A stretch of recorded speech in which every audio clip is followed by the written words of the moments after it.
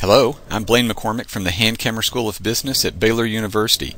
Welcome back to the Colonial Business School with Dr. Benjamin Franklin, where we focus on Franklin's well-known maxims and how they apply to business.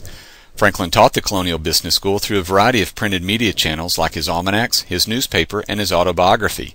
This lesson investigates some of Franklin's musings on taxes. In a letter to a friend written on November 13, 1789, Franklin quipped, "But in this world nothing can be said to be certain, except death and taxes." Franklin ran a successful printing business for the first half of his life and had a keen appreciation for the big bite that taxes can take out of a business's bottom line. Consider the fact that among other contributions, Franklin created both the first subscription library in America and also the first fire company in America, and he did so without public funding. Both of these ventures were originally privately funded cooperatives and succeeded without the need for taxes. Let's take a look at this very basic income statement. A company that sells more than it spends can have solid earnings before interest and taxes. However, interest and taxes still have to come out before you can announce that you've made a profit.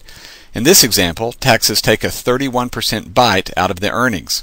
Although the tax structure was very different in Franklin's day, he well understood that every tax-funded public service could take a bite out of his bottom line. Franklin put a clever twist on taxes in some business advice he wrote in 1758 called The Way to Wealth, probably his most widely read business teaching.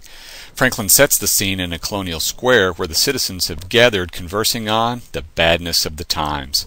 One of the citizens turns to a plain, clean old man with white locks, calling out, "Father Abraham, what think you of the times?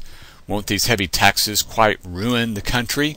How shall we be ever able to pay them? What would you advise us to?" And the old man, Father Abraham, replied, "Friends and neighbors, the taxes are indeed very heavy. And if those laid on by the government were the only ones we had to pay, we might more easily discharge them.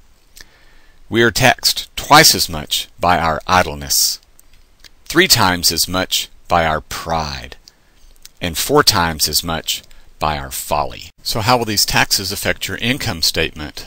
Well, the idleness tax probably lowers your revenue, as the less work you do, the less revenue that you'll probably earn. The pride tax most likely raises your expenses because you buy things you don't really need to succeed in business, like fancier than necessary office furnishings or flashier than needed automobiles or personal accessories. These 2 taxes hit your earnings line, and your interest and income taxes must still come out. Now, instead of a profit, you're carrying a loss, and we haven't even assessed Franklin's folly tax yet, and the penalty for foolishness in the marketplace is quite high indeed. Further, not even the government can save you from your own bad choices.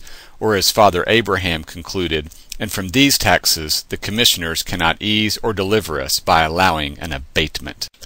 Thanks for joining us for the Colonial Business School. To learn more about Franklin's business years, see my book, Ben Franklin, America's Original Entrepreneur.